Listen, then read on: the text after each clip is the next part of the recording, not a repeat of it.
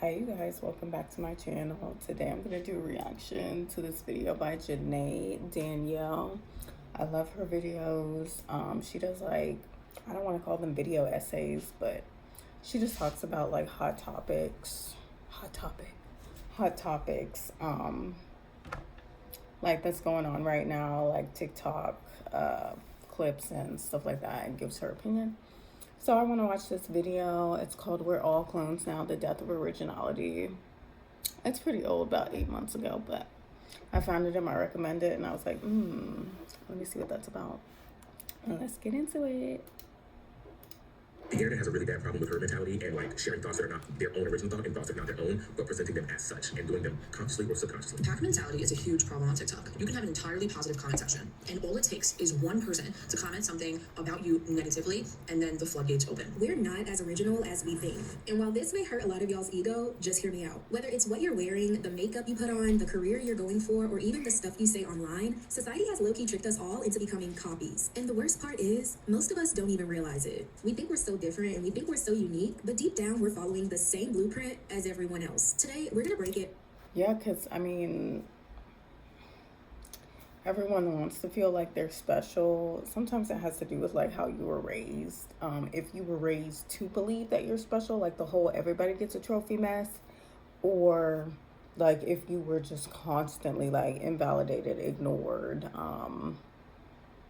teased and told like you're not different, you're not, like as an insult, then you're gonna grow up seeking to like be different, but in the same, it takes the same mechanism to be different that it takes to try to blend in.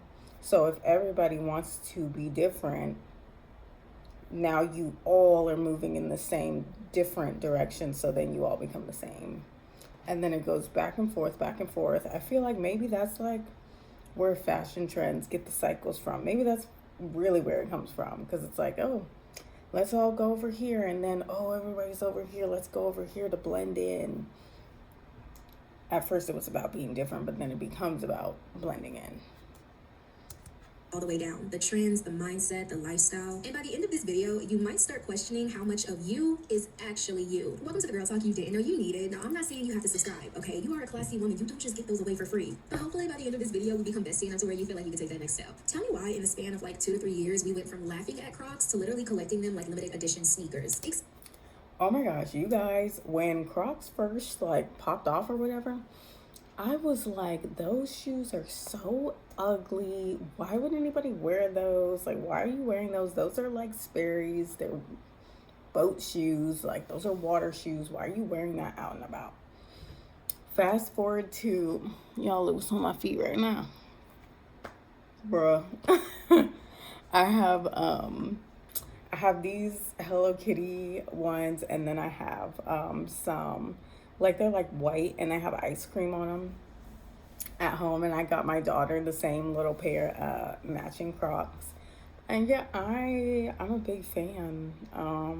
Have y'all seen that video Safia Nygaard made, like, what was it, 2017 or 2018, where she like wore the crazy shoes, and then it was like the Balenciaga pink platform Crocs that they had out. Yeah, that's about the time that I started being like, oh, those are kind of cute. They make them platformed, but you know, that was just the designer look. But yeah, everybody hated Crocs. They're like, damn, these are like ugly as hell. And the whole argument that I've seen about them being comfortable, I specifically remember like the first time I tried on a pair of Crocs. Oh, and actually I have some platform Crocs sandals also that I love. I love those shoes. But I wouldn't say they're comfortable. Like, they're not slippers, so you know, they're hard, but your feet kind of like get used to them, and it's not like you know that you're wearing them. I would not call them comfortable. Like, they're not freaking orthopedic shoes. But yeah, they're not like killing your feet or anything.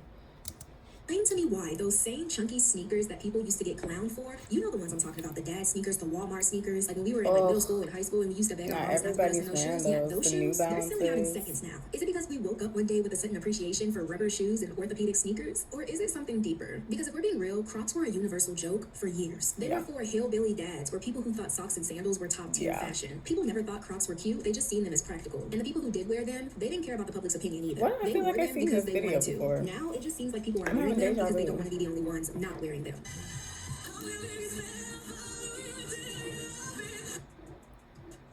So y'all know I love a good deep dive. So let's quickly talk about the rise, fall, and comeback of Crocs. Crocs were introduced in 2002, my birth year, by 3 friends. They aim to create a slip-free, comfortable shoe for... I feel like I've seen this video before, and maybe I didn't finish it, but I just now put it in my watch later.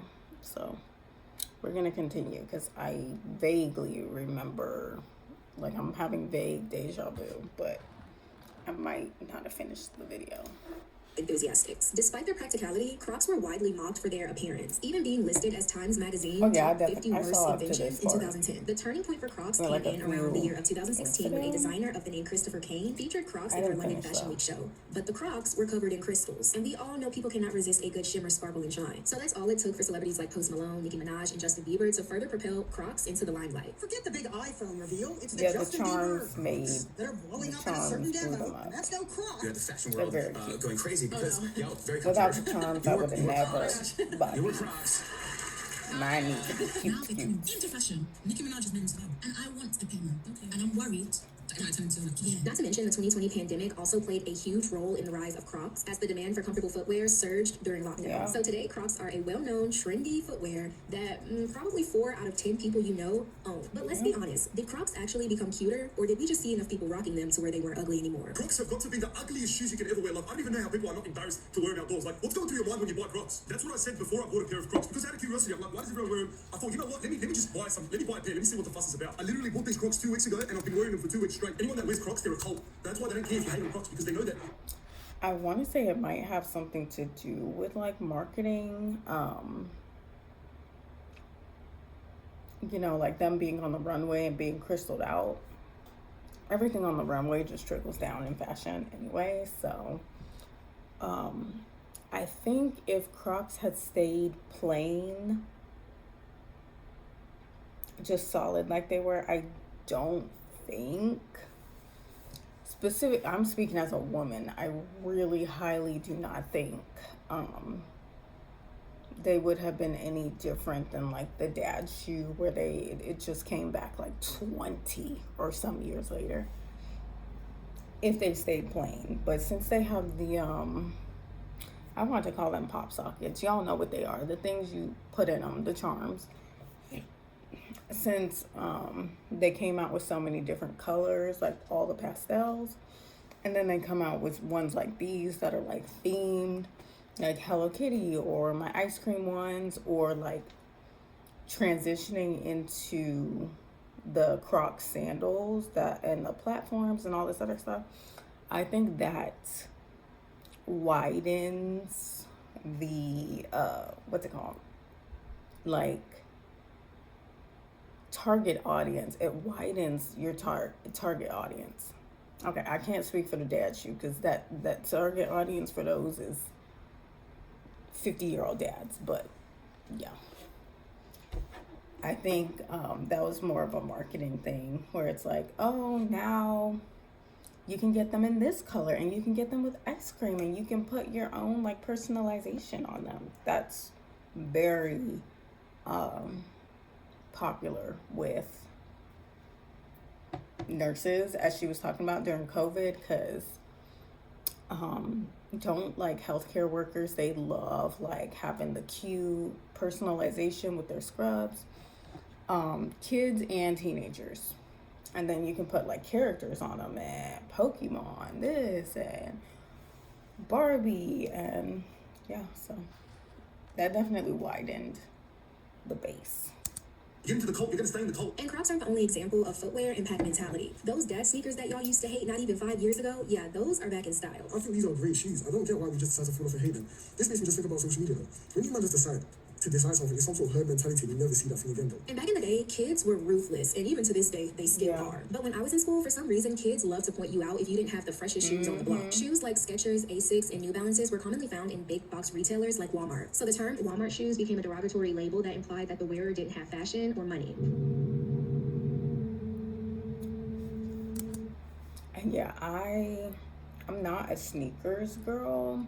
I used to be a lot, and back when Payless was in my local mall, when that local mall like existed, because of course it's abandoned now. Yeah, we had a Payless. Oh my gosh, I miss Payless so much. I would spend so much money at Payless today for me and my daughter. And oh my gosh, but they're buy one get one free deals. Yeah, like as a kid, you used to be made fun of for just anything that wasn't seen as, I don't want to say rich, but I don't know. I don't know how to explain it.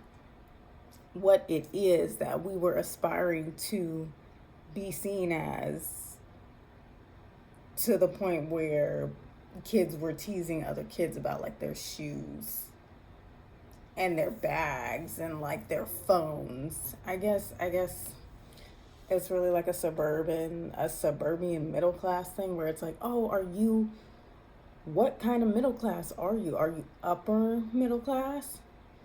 And you have the iPhone and you have this certain brand of shoes and you get your clothes from here? Or are you like middle class, or are you low middle class? I feel like that's a suburban thing.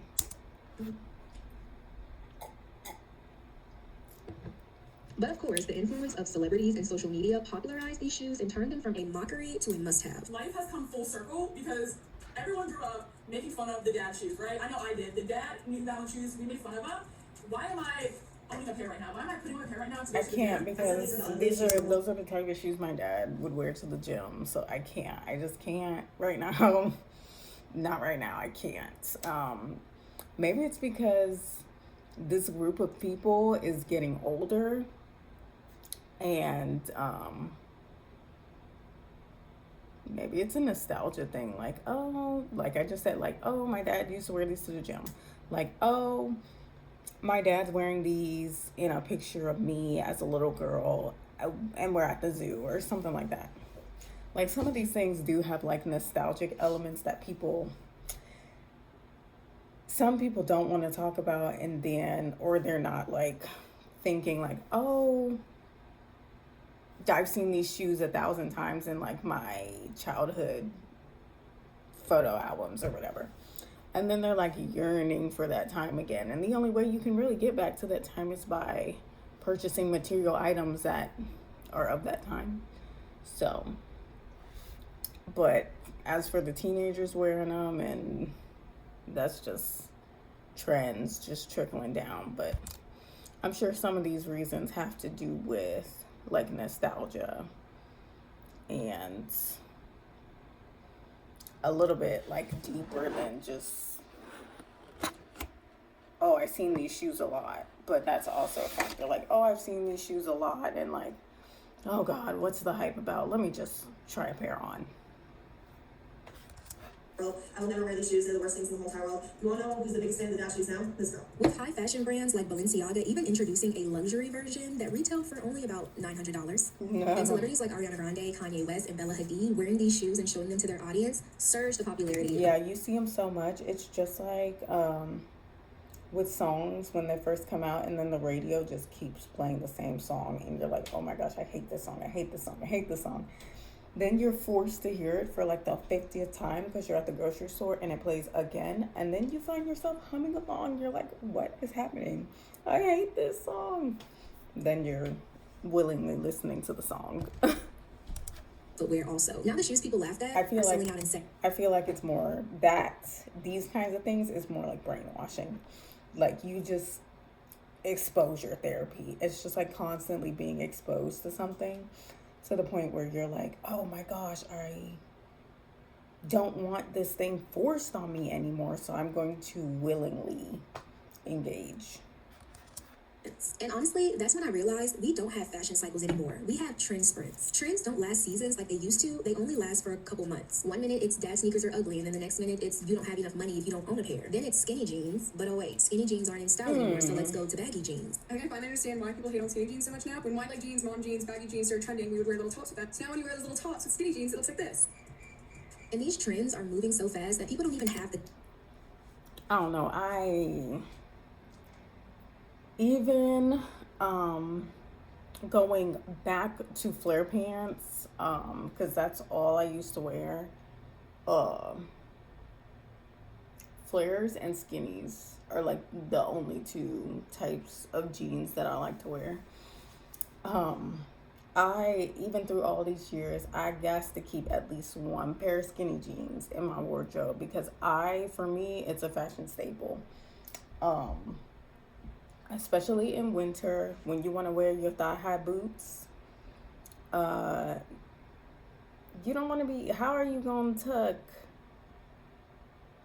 you can't even tuck bootcut jeans into the thin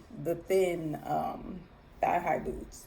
So that's kind of like a style thing. If your style is kind of like consistent and you have certain staples in your wardrobe, like if crop tops are a staple for you, then you know you're gonna keep stuff that goes with crop tops in your wardrobe. So yeah,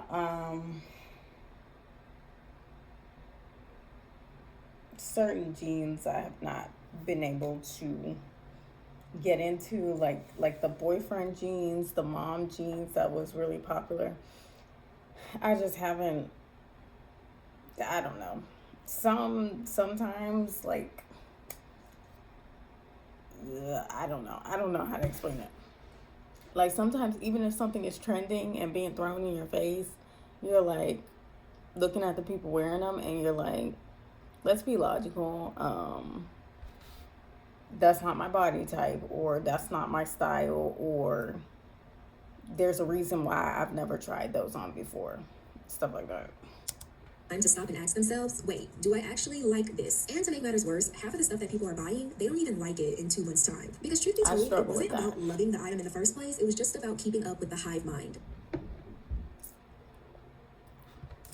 It was to the point where I literally had to tell myself to stop donating stuff. I had to stop myself from decluttering. Like, I got into the whole minimalism thing when I was like 18, read Marie Kondo's book, and from then on, it was just like, my wardrobe was dwindling. Like, I got down to like a 10 item summer wardrobe, and it was only blue, black, white, gray, and pink. And there was a time where I only wore black and gray, and then black, gray, and white. And then like there were so many phases where it's like I can't even restrict myself anymore, like, and I was not happy. So I kept going through trying to find, you know, what's my style, what do I like? And I'm donating so much stuff in the process because every couple months, like, I hate my wardrobe and I want something different. And luckily, telling myself to stop decluttering so much has definitely helped me, like, solidify my wardrobe. And then, of course, like, I'm going through life changes, so I have to think about it anyway. But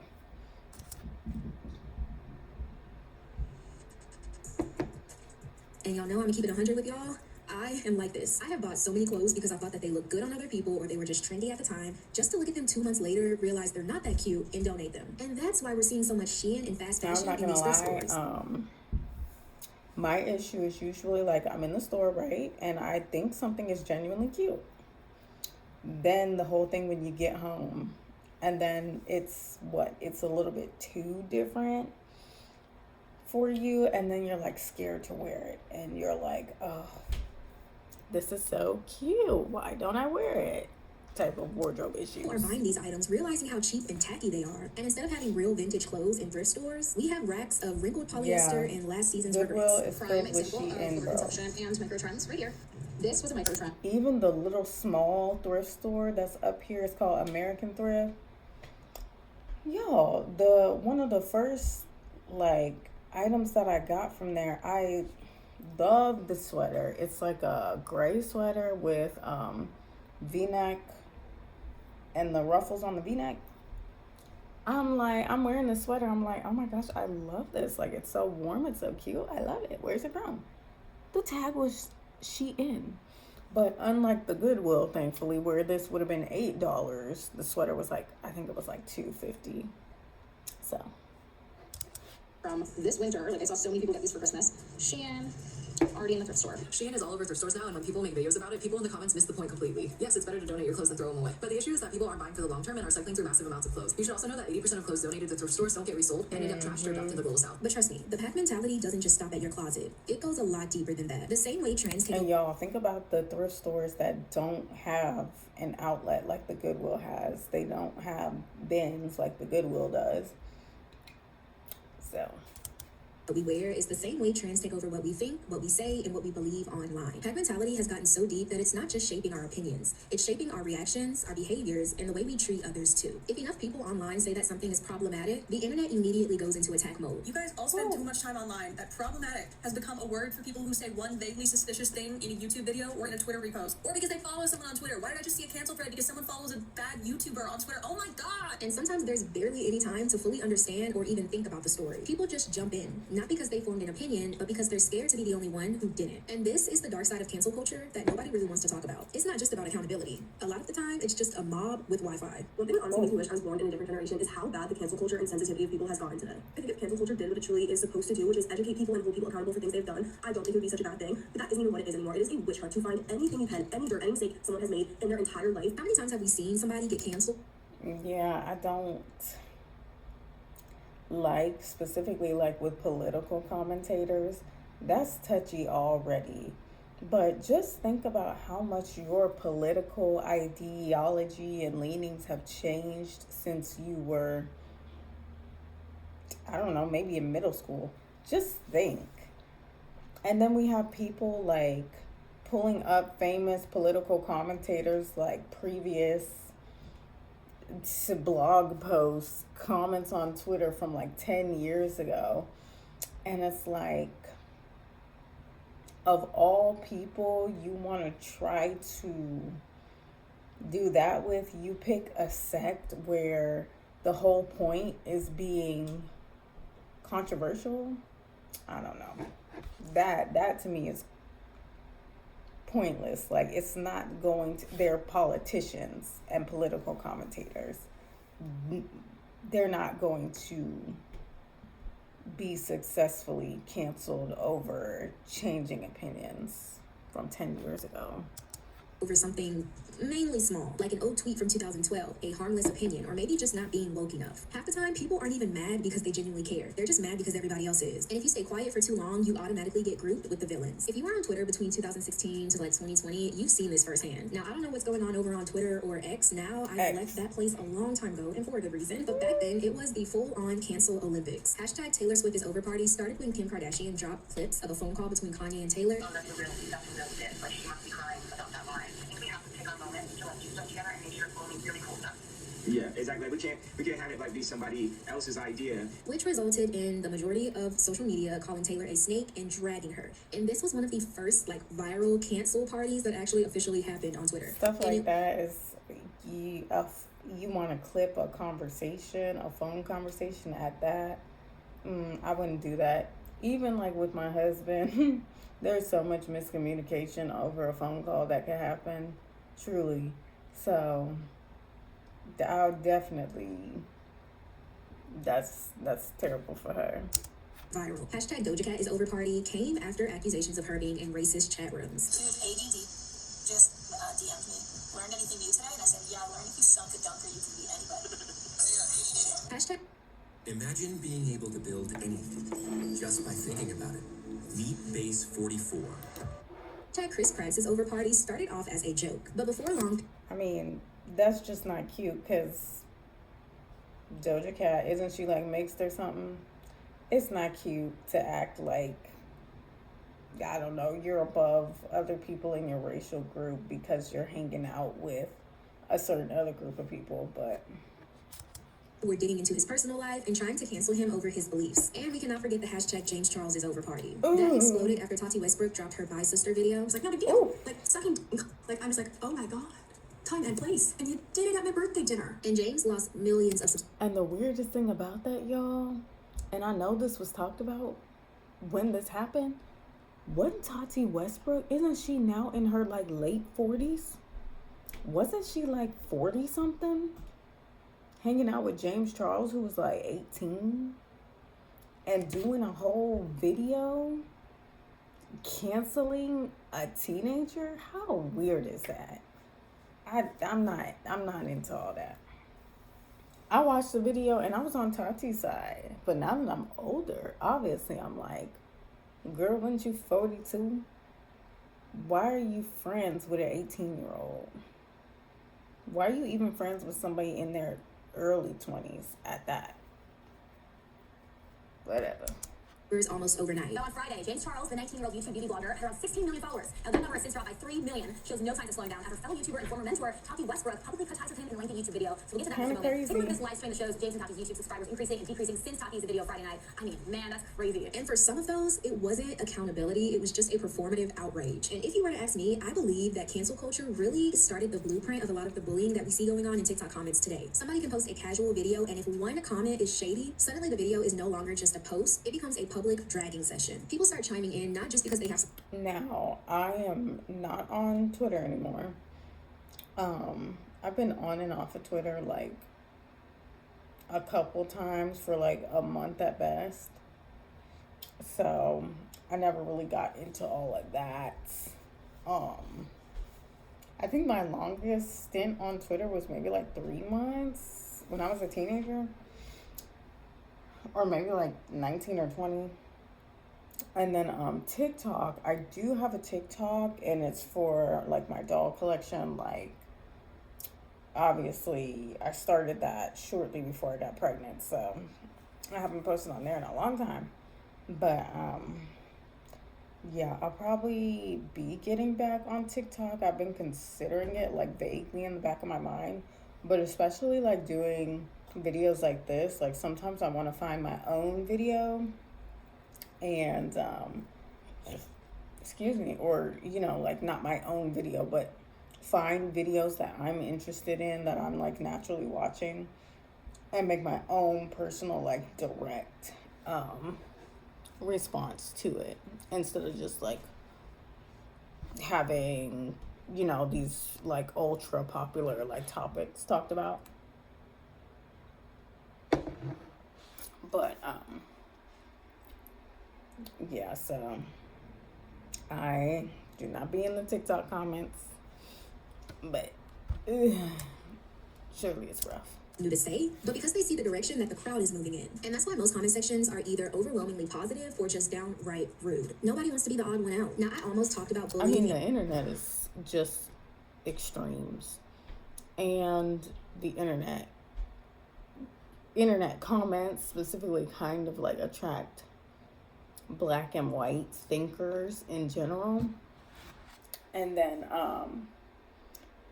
you know, the internet wants you to take a side. Like, I don't know what it is about it. It wants you to be in this box or in this box. You can't even be in the middle, because it's too in the middle is too like realistic. So people want you to be on extremes because it's not reality. It's the internet. It's a different space. So I can kind of get that, but at the same time, it wouldn't be the internet if everybody was logical and commented things that,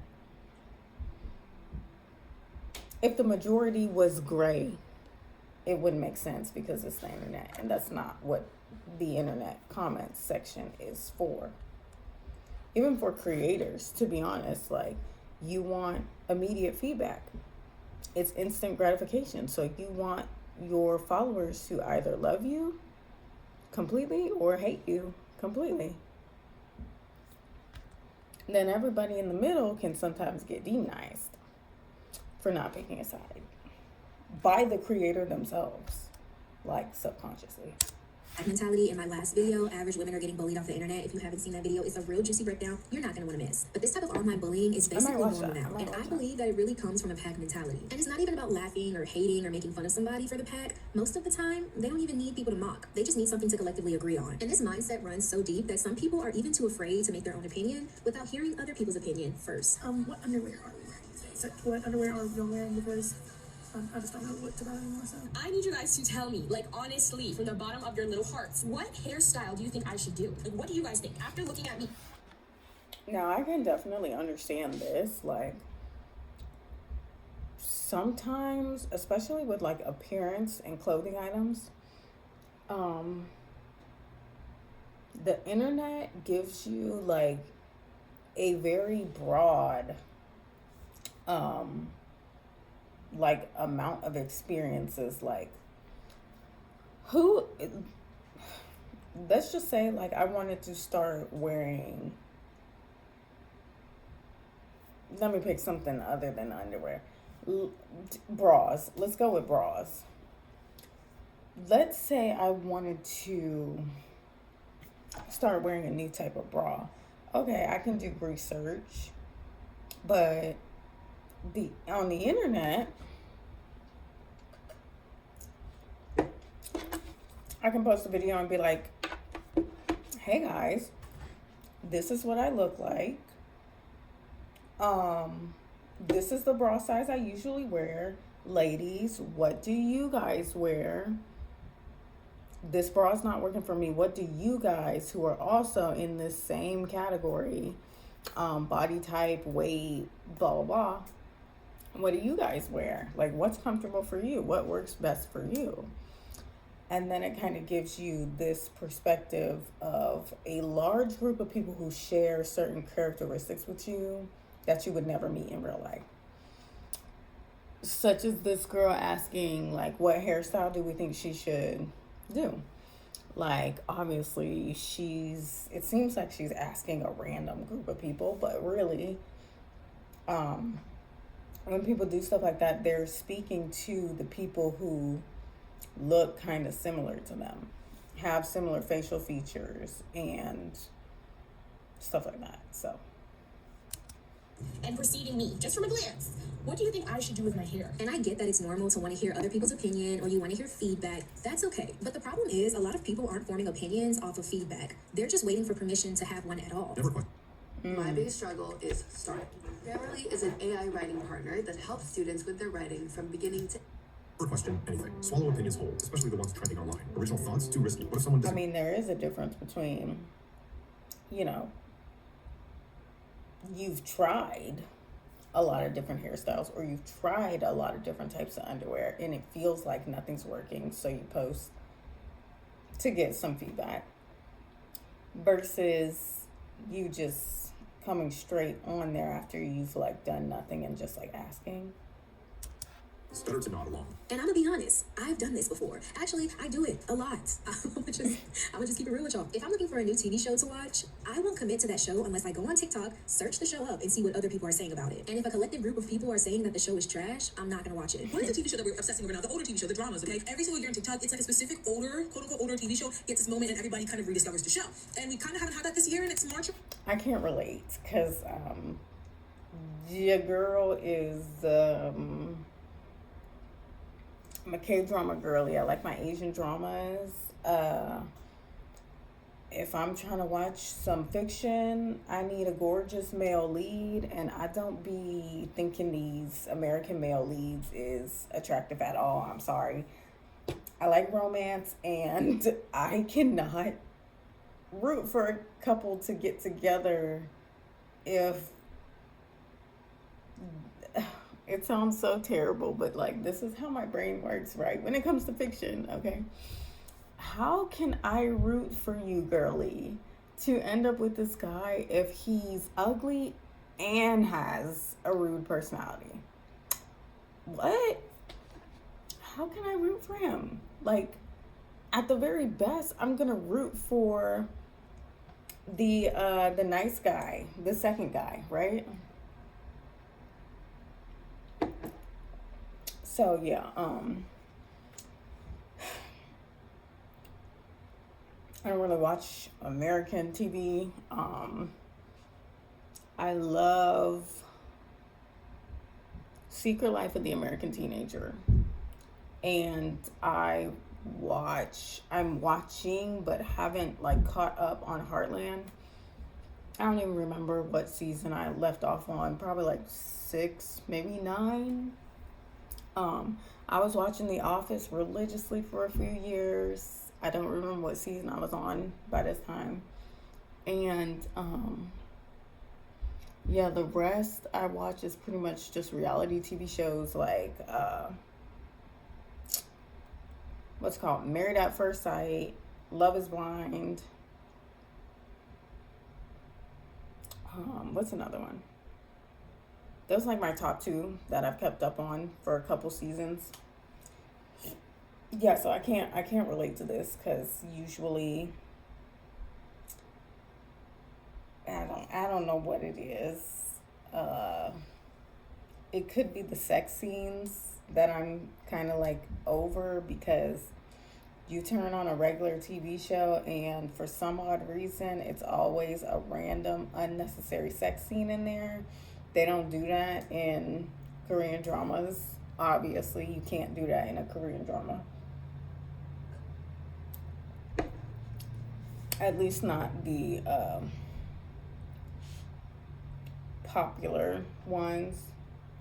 When I say sex scene, I'm talking about full on, like they're in, not the whole, oh, we're making out and then like it fades out or whatever. No, I'm talking about like he's in there and they're on the screen. Like, bruh. Yeah. Certain things, it's just brash. And I don't know. I can't explain it. I'm getting a little nervous because honestly, I would love a distraction. Specifically, this is some kind of TikTok background that she had going, TikTok video in the background about Game of Thrones. No, thank you. No, thank you. And that, my friend, is pack mentality at its finest. Now, when it comes to clothes or TV shows, this type of pack mentality, it can be completely harmless. But it gets more serious and honestly a little scary when it starts to affect how we see ourselves. Because right now, struggling is trending. Depression. And then, even then, y'all just heard me say, I only watch K-drama, right? Back when Squid Games came out, people would ask me, because everyone knows, people would ask me, like, have you seen Squid Games? And I'm like, no, that is not my type of K-drama. Y'all just heard me. I like romance, okay? I'm not into violent TV shows and gore. I hate that kind of stuff. I'll watch it in anime, like I'm slowly building my tolerance with it in anime. But usually I'm like, no, I don't want to see a whole bunch of killing, shooting, dying, blowing up. I don't like that kind of stuff. So it just depends. And then especially as everybody was talking about it, I was like, gosh, this makes me definitely not want to watch it because everyone's talking about it. And I feel like when a lot of people like one thing, I don't know, it's just something, a red flag to me. I even feel that way about people. Like when a lot of, not necessarily celebrities, but when a lot of people, like in a small type of circle, like school, for example, a lot of people like one person, whether like romantically or like popularity wise, I'm just like side-eyeing. Because I'm like, something's off. I can't explain it. Recently, my husband convinced me to watch Squid Games with him, and I did enjoy it. I think we started watching season 2. But yeah, it's easier but I don't know, because I have to kind of be quiet.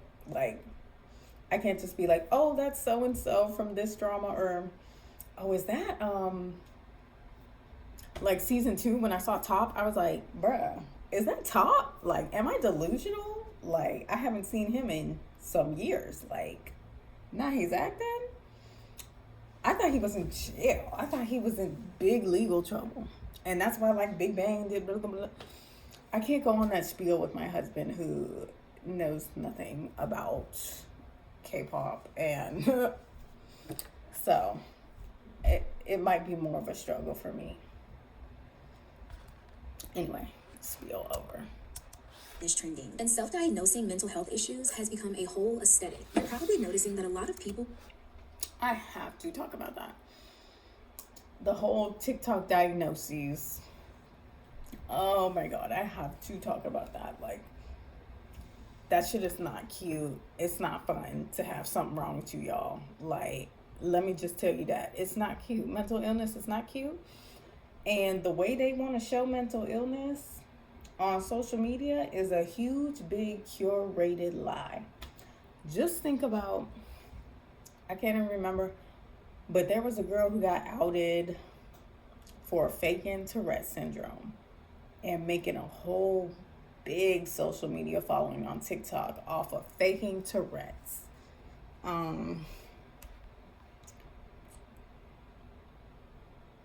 Y'all, it ain't worth it. Be quirky some other way, because that ain't it. Starting to realize that they have ADHD, high-functioning depression, anxiety, autism. We're back at 8:35, an eye-opening look at the nation's growing mental health crisis in our young people. According to anxiety and depression. That's something to be talked about right there, because damn near everybody all of a sudden has anxiety and depression. I want to make a video about how easily you could get diagnosed, like straight up diagnosed, like by a doctor with anxiety and or depression, just based off of how you're feeling when you take the questionnaires that you're given by your doctor. It's so, you cannot determine having anxiety and or depression by one test, one set of questionnaires that you take on the day that you go to the doctor or the day that you come home from the doctor, because they send you the questionnaires, or just on your therapy days, how you're feeling on your therapy day. Your emotions change from day to day, hour to hour, minute to minute. You have to have some kind of like track record for months to actually be properly diagnosed with some of this stuff. So I do think therapists are like preemptively, yeah, but trust me, of all the ways that you might want to feel different and get attention, mental illness is the last one. Do you want to go to a mental hospital? Do you want to get locked up? You want to get 5105?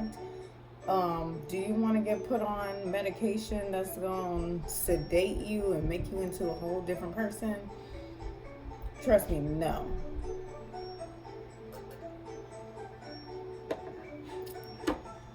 That's a whole nother video.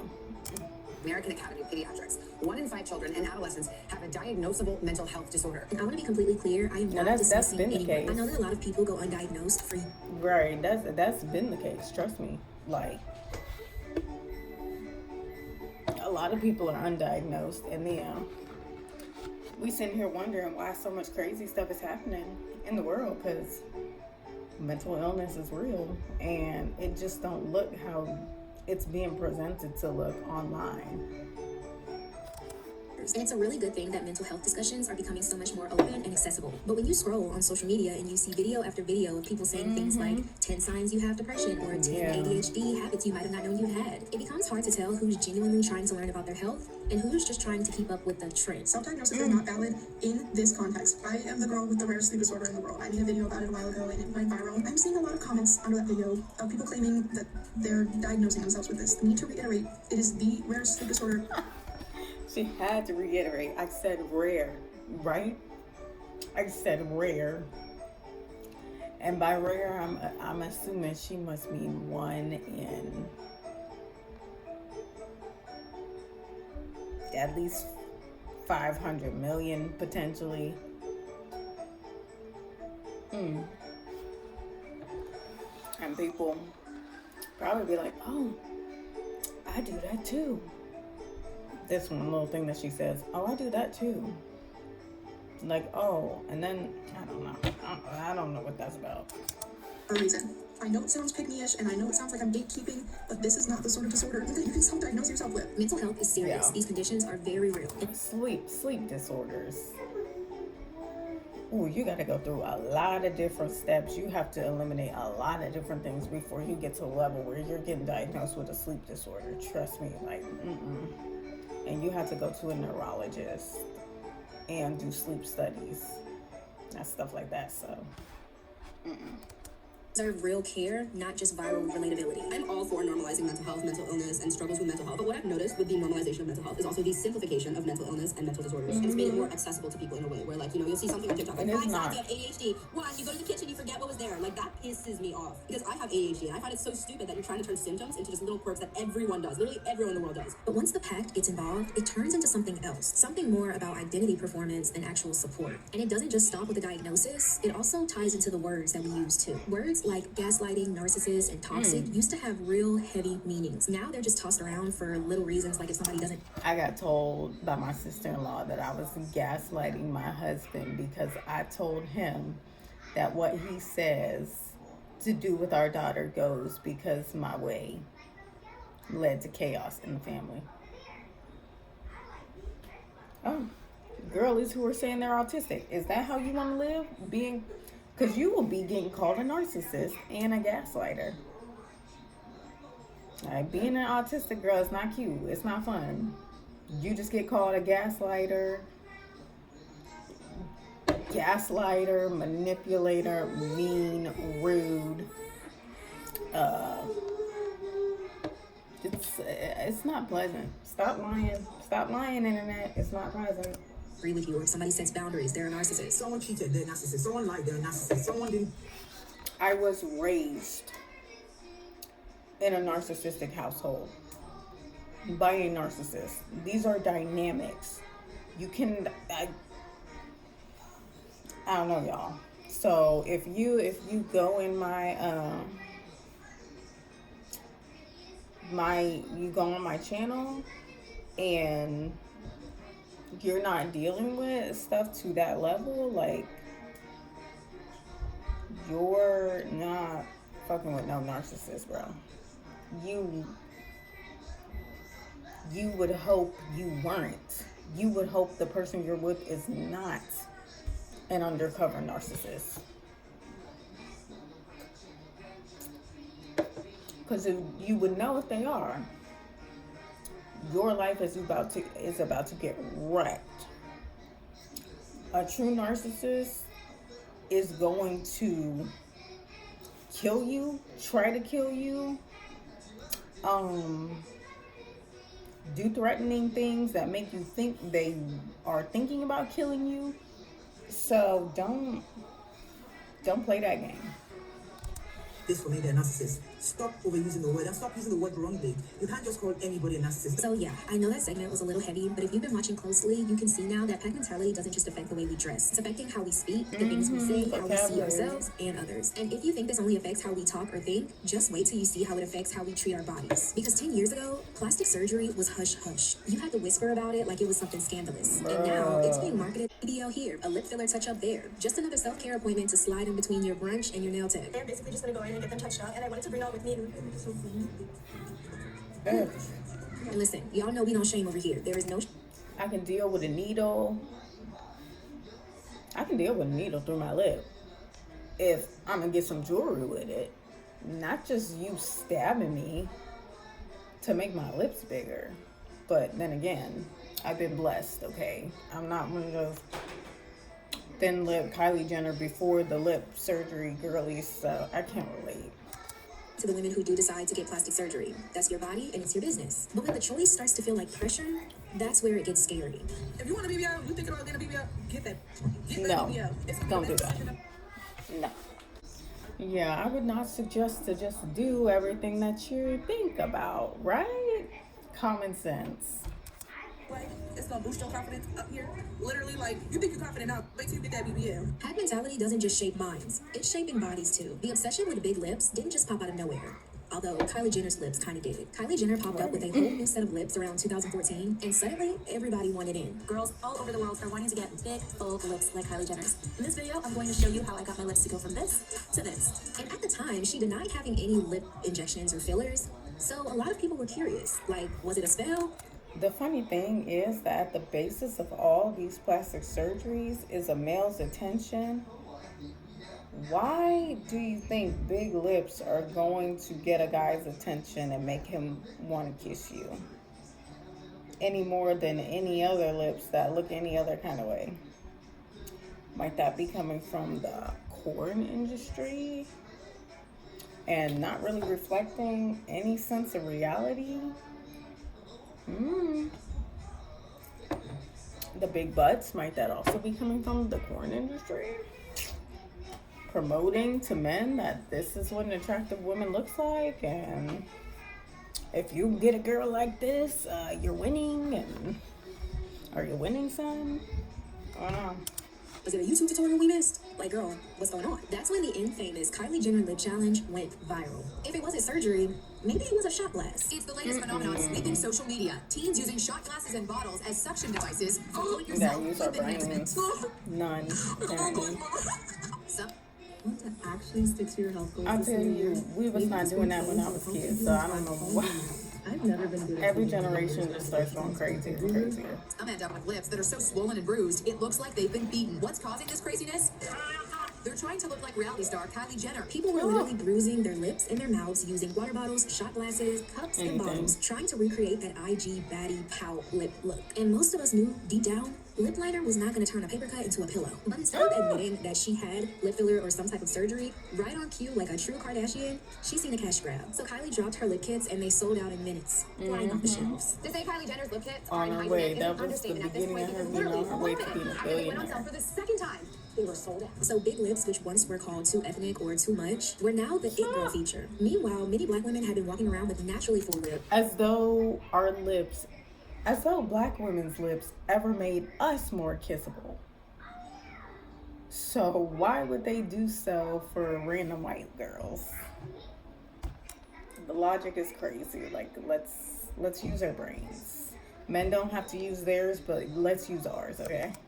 And they weren't getting praised for it. But now that it was rebranded and Kardashian approved, oh, suddenly it's the new best thing. And the lips weren't the only thing that the pack wanted to be perfect. No, the butt had to be perfect too. Brazilian butt lifts boomed in the early 2010s, with celebrities like Kim K, Nicki Minaj, and Blac Chyna leading the way. That hourglass body became the blueprint. The curvier, the better. That round booty. And let me remind y'all, specifically the butt, you have a big butt, pretty much anywhere else on this human planet, you will be fat, okay? You would be called fat and told to lose weight. So this is all only an American thing, okay? If you like a certain kind of guy, right? Why would you do this stuff to yourself and then he finds you unattractive? Just be with who is attracted to you, right? And even here, even in Western society, whatever, men say they like big butts and big boobs and everything big. That's not true. What kind of girls are they dating? Then we have to look at what kinds of girls are they staying with, What kinds of girls are they committing to? We have to look at that before we start thinking, oh, I just want him to pick me because I'm attractive and I have a big butt and big boob. What happens when a girl with a bigger butt or bigger boobs walks by? Because there's always going to be someone bigger and better than you. So, depending on this kind of stuff to make you attractive is a losing game. Any waist, y'all know what I'm talking about. A snatched waist equals success, desirability, and wealth. And at first, it was really just celebrity exclusive. To a certain group until of it men wasn't. Surgeries became who, trust me, they are not going to wife you. They're not going to wife you. They're not going to stick around if you get pregnant. They're not going to take care of their children because they're having children with 1,000 different women. All they care about is money. I'm sure you don't want to be with a man like that. A man who you're competing with in appearance because he's so freaking into himself with all the jewelry and the hair and the lineup this and gotta go to the gym and men should take care of themselves, but a high maintenance man is just like yuck. A high maintenance man who just cares about money and making more money is just yuck. Or accessible. The Dominican Republic, Miami, Colombia, they started offering curves for cheap. Every man don't like curves.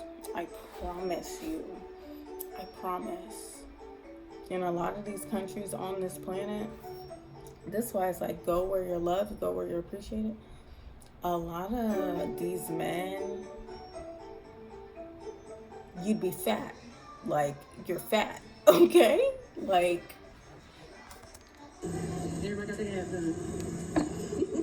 even if you're only like 120, you're fat. You didn't need fame. You just needed $4,000, a passport, and a dream. So between 2015 and 2020, BBLs skyrocketed by, I kid you not, 90%. I was born wanting to BBL. I feel like every work that I've had done, I wanted done since I was 11 years old. You know when you're watching Cheetah Girls, your stomach is bigger than your brain. You have cornrows and single braids, whatever your mom chose. I wanted my done since. While BBLs were becoming one of the most popular surgeries, they were also staying the most dangerous. I have no One of the most popular cosmetic procedures in the country is also the most deadly. According to the American Society for Aesthetic Plastic Surgery, the Brazilian butt lift is one of the fastest growing surgeries, with an expected 61% increase over the next 5 years. But listen to this, it has a death rate of 1 in 3,000. Here's the part they don't glamorize. BBLs have some of the highest That's mortality insane. rates of any cosmetic procedures because fat can accidentally be injected into the bloodstream, causing fatal embolisms. The BBL, where you would take fat from one part of the body and inject it into the buttocks, Dr. was Yu. 3,000. And we believe it's due to fat emboli, where if you inject fat into the deep muscles of the buttocks, that fat can actually pass into veins and blood vessels. It can go to the heart and lungs, and people can die almost instantly from it. Add Oh in my potential gosh. infections, blood clots, and results that look nothing like the Instagram picture. It's a huge risk. I have a little sister who got a BBL and regrets it. When I say I thought my sister was gonna die, there were so many women walking with canes. My sister just passed out. There's blood everywhere. I called the emergency room. They're like, yeah, okay, so. They literally acted like, next burger. But these are people's bodies. The whole experience was just like, Yeah. Think about the other side of this. Doctors are cashing in on these surgeries, these unnecessary surgeries. They can't really be held responsible unless they're just completely negligent. So it's not like they're killing these people necessarily. So then it's your fault if you die. If something goes wrong during an elective surgery, then you will be getting blamed. For society, for validation. At least wait until it's a decision for you. And after all that work to try to chase the it look, it's kind of crazy how society kind of flipped it. Especially when those same icons who rushed to have the curvy look, rushed to get it reversed too. Slim and natural bodies were suddenly starting to trend again. Like, isn't that insane that a body type can be trendy or not trendy? That's what I said in the other video I reacted to. I'm like, dang, I never thought I would see the day. Plastic surgeries are falling in and out of fashion. They're like part of fashion now. Where it's like they come and they go. What? No. You change your body. Your body's changed. It's not an outfit. Fine, it's often called a woman's prerogative, but if the decision you're trying to reverse is surgical, it gets more complicated. Trying to make it seem like you can even reverse surgery. You can't reverse surgery. I don't care what Kim Kardashian and Kylie Jenner, I don't care what they got taken out. Like, you can't reverse surgery. Fine, sure, you can take your boobies out. You can't reverse the effect of surgery. Trend of undoing cosmetic surgery procedures. BBLs were out and being slim was in. But just like that, plastic surgery reversals started to become a thing. They started to become more popular because people were starting to realize that this plastic surgery wasn't all you thought Don't it was. play with your body. You only have one, please. Transition back to my natural body. Like, oh, what now? Yeah. Do you feel like it's going out of fashion? Yeah. Natural body when it's from tweet. I feel like that is like what's in right now. With those same celebrities like Kim Kardashian, Right now, God gave you this body. You have one. Your body is never going in and out of style. What? Oh, Satan is so evil, trying to commodify humans. Like, everything that makes you human is being commodified in this weird ass world, I swear. Kardashian, Black China, all becoming slimmer and reversing their BBLs and their plastic surgery. Who would have thought? People believe that Khloe Kardashian has gotten some type of removal reduction. So Khloe is probably the thinnest I've ever seen her, and she was probably like, all right, this is not gonna look right. What's going on up here? Moving on to her fellow sister Kim. This is that Kardashian booty prime time, and this is now. Look at this, y'all. I never in the beginning, I could never like move this or this or this from all the talks straight up. Now I feel like I have like expression. So now that we talked about pack mentality and what we wear, how we think, and how we view our bodies, at this point, a lot of y'all were thinking there's no way pack mentality can go any deeper than this. But what if I told you it's not just shaping your opinion or your bodies, it's shaping your goals, your career moves, and even your dignity. Let's be real, between 2020 and 2022, everybody wanted to be a CEO. You couldn't open up TikTok without somebody talking about starting a business or building your own personal brand, never having to work for anyone else again. And it sounded like a dream, especially when they were flashing their revenue and their stats. What was the most amount of money did you ever make in a single year? We did revenue of about $250 million in the good years. $250 million. Yeah. Suddenly having a 9 to 5 wasn't just boring, it was embarrassing. If you didn't have 3 streams of income by 23, you were failing in life. You were behind. I'm going to hold your hand when I say this. You have to diversify your income. One little source of income is not going to do it for you. People were quitting stable jobs to become UGC creators, influencers, drop shippers. Is anyone else experiencing this kind of like disconnect and just general disinterest in the job search? It's like 9 to 5 life doesn't seem very attractive to me anymore. Please tell me y'all remember that era where everybody wanted to be a drop shipper, because I did. Your girl had a Shopify and a dream, and I'm really a victim because I hired a coach, I paid for a course, and you tell me if that business flourished. It obviously did. But the hype made it sound like I was gonna have 6 figures by 6 months. So in this video, I thought I'd share the 4 steps I took to go from working at Tim Hortons on minimum wage to now making the financial influencers really make this stuff look so easy. But we know by now, like, once you get wealth, it just keeps multiplying.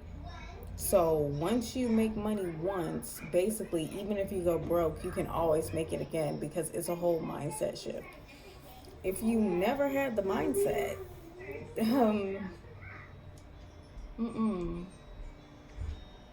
your bank account is not going to look like that, no matter what you do. If you have certain beliefs about money, it's really going to affect you. Like, that I will say, like, subconscious beliefs about money will definitely mess you up. Just think about everybody who like wins the lottery and then it's like gone. And it's like, what? You had millions of dollars. You could have not worked another day in your life. You could have retired if you had just budgeted it. And now it's gone and you're homeless. Wow. $0.3 million a year just from my laptop. People were spending hundreds of dollars on courses, launching luxury brands with AliExpress products. Meanwhile, most of us ended up with no profit, a headache, and a Gmail full of shipping complaints. There is a reason why dropshippers don't continue doing dropshipping, and they go about it on YouTube and all that and build a course on how you can start a dropshipping business of your own. There is a reason, because I was on YouTube and I saw dropshipping sold by these young kids as really easy, lucrative businesses to operate. I soon learned after doing it, it's actually not. And if you really look deeper, it wasn't even about passion. Most people didn't even want to build anything. They just wanted the status. Yeah, I hated that. I hated it. It's like, even today, it's just like, do this, copy this, copy these people's YouTube shorts and blow up in 10 days and start making $40,000 a day. Like, why would I want to waste my time doing something that is meaningless? Like, most people want to make money doing something they love. Media, perception is reality. A lot of people would rather look rich for 10 seconds than to actually build wealth for real. People buying $3,000 clothes and bags just to keep the tag on, snap their little picture, post it on Instagram, and send it right back. We've seen people rent cars just to pose in front of them. And I talked to somebody and I said, hey man, what does it cost to rent one of these? Came all the way down to Miami, picked the car up, and people just went nuts. It's like I was a real celebrity. It was adrenaline, bro. I'm like, damn, like this is awesome. This is awesome. So as much as I could, I'm renting them out. Started taking pictures, posting them. Once I started taking pictures, I was getting hit up. Hey man, yo, nice car. Where can I get a car like that? And don't even get me started on those fake private jets. They're literally studio sets. That I will never understand the car thing. Like, I appreciate aesthetics, but bruh, it's a car. It got 4 wheels and an engine, just like every other car on this planet. You're not in first class, you're in a warehouse. But this was admirable to us because the pack told us that this is what success looks like. If you weren't posting soft life content, if you weren't drinking champagne that you couldn't even pronounce on a beach, you were behind. I just recently found out that you can fake being on in a first class airplane or jet, whatever. Insane. Because somewhere along the way, aesthetic became more valuable than authenticity, even if that lifestyle was made out of sad beige interior. The rise of minimalism, the beige interiors, the sad beige mom, all of it, suddenly everybody's home started to look like a Pinterest board. Thank you, Lord. I never got into the beige. Okay. I may have been a minimalist, but I kept my two color pops, okay? Pink and blue. I stayed with the pink and blue, and the worst I ever got to was black, white, and gray. Beige is crazy. Out of beige couches, white rugs, and almost a doctor office feel. If you look at the background, I have beige and brown decorations. I love that aesthetic. I gotta pop a green here and there, so it's not too sad and beige, but I love the aesthetic, okay? But now it feels like that aesthetic has gotten so popular that people aren't just liking it because it's their style. They see it trending, they see it getting likes, they see it looking good in someone else's home, and they just copy it with no thought behind it. Everything in my house is really minimal. I can't do that. I can't. I got to turn this light on, y'all. The light about to blind me. I don't want the light on. Yeah, but I've been on Pinterest for some years, and then I'm a pastel neon girly. Okay, I can't lie. Love the kawaii. Love the cutesy. I love my what's it called? When it comes to interior design, I like, what is it called? The farmhouse country. Why can I not think of what this is called?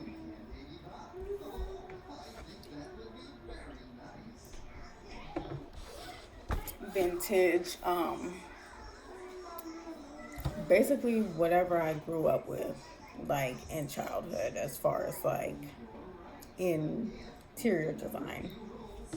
So that's a lot of pink, flowers, pastels, stuff like that. I could never live in a beige museum. That's too much for me. I find that there's so much chaos out. I grew up in a brown house. All the fucking walls brown, and then white. Brown furniture. I just felt like I was in like 2D. So no, I can't do that. I can't. Worlds that when I come home, I want it to be just really quiet, and I want everything to feel calming. It's almost like it isn't about creating a space for you. Blue it's about creating a calming space for the algorithm. color. Now, I debated whether to even include this next part For the because it's a little walls. raunchy and it's a little controversial. But once pack mentality started touching on how we view ourselves and our dignity, I had to talk about it. Somewhere along the line, selling access to your body became less extreme and more normalized. With And the rise that's of spicy platforms, y'all know the one I'm talking about. demons People at saw a work handful right of there. girls making 6 figures, taking pictures of themselves.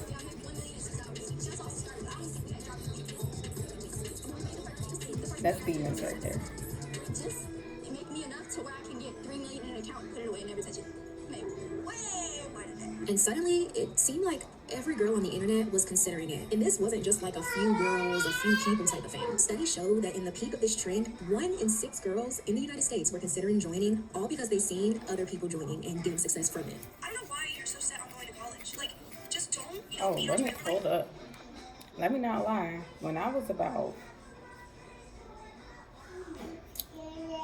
this have to have been after I came home from college. Let me tell y'all, when that college story hits, Yeah, you're gonna see why this shit is not a good idea. Why this is not working. But, yeah, I was so desperate to get out of my freaking parents' house and get the fuck away from my dad and all this bullshit. I was really gonna go downtown and I was looking up strip clubs downtown and was going to take the bus downtown to try to make money as a stripper. Because I was watching Christina Villegas videos and all her little, I was in college watching her, everything I bought for my birthday, $100,000 shopping spree, all this money that she was making as a stripper. I'm like, damn.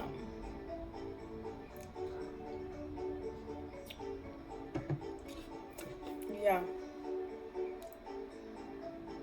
Definitely opened up OnlyFans and tried to log into there at least once, twice at best. But thankfully, nothing came of that. I don't even think they authorized my ID or whatever.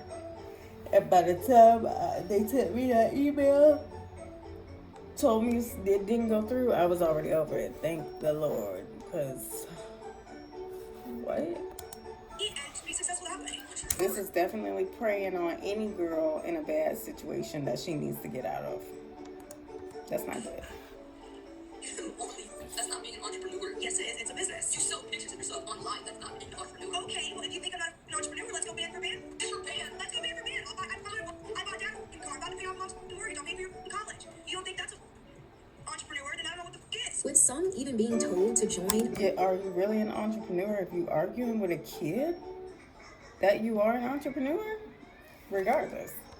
They were rightly 18 years old. Because that was when you can make the most money. I have friends who teach high school and their 15 and 16-year-old students are very aware of it and really don't see it as a big deal if they want to make it once they turn 18. Because nothing screams empowerment like convincing young girls to post spicy content the moment they turn legal age. When you feel pressure to trade dignity for visibility and money, that's not empowerment. That's just another blueprint that the pack handed you, wrapped up in a prettier, more profitable bow. At the end of the day, the scariest part isn't the Crocs, the BBLs, or the sad beige Pinterest apartments. It's the fact that real individuality is disappearing and most people don't even realize it. Some of us aren't following trends because we love them. We're following them because we think we should. Because blending in feels safer than standing alone. Trends and algorithms will change, but you have to live with yourself after the hype dies down. So next time the pack moves, ask yourself, do I really love this, or am I scared to be the only one who doesn't? Now y'all know I need to get the opinions of my besties. Do you feel like society is running on pack mentality? And be honest, do you feel like you've fallen into the trap too? Go ahead and drop your thoughts in the comments because we are not gatekeeping perspectives around here. Thank you for tuning into the Girl Talk you didn't know you needed. Now this video was a bit more of a deeper breakdown. Let me know if y'all like these type of videos or if y'all just want me to keep them short and sweet. I'm trying to see something. Don't forget to like, subscribe, comment, share, whatever classy women like us like to do before heading to the next video. And I will see y'all in my next one, hopefully next one. All right, that was the video. Yeah, because there is psychology behind a pack mentality. There's a reason why scapegoating exists. There's a reason why people gang up, and it's a lot more complicated than this kind of stuff, but it's all from the same, like, human psychology. It's just human nature. It's a survival mechanism, which is showing up in crazy ways in today's society because we're not, like, fighting for our lives 24/7 against saber-tooth tigers, for example. And we're not living in such a connected way, so it just looks like this stuff is just crazy and like caused by the internet or whatever, but it's really a byproduct of, when we lived in certain groups and everybody had a certain role and you need to depend on certain people for certain roles. You let things slide under the rug because this person is blank. You need them for this. Everybody has a purpose in the survival of everybody else. So that's where things like excusing abusers comes from, and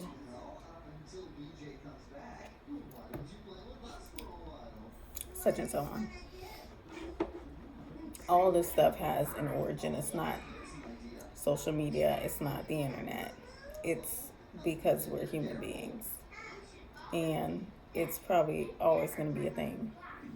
And you would hope it would always be a thing, because if we moved past all of this crazy behavior, that would mean we're not human anymore. And I mean, depending on where you hope humanity goes with that, you would see that as a good or a bad thing. But all right, thank you guys for watching my video, and I'll see you in my next one.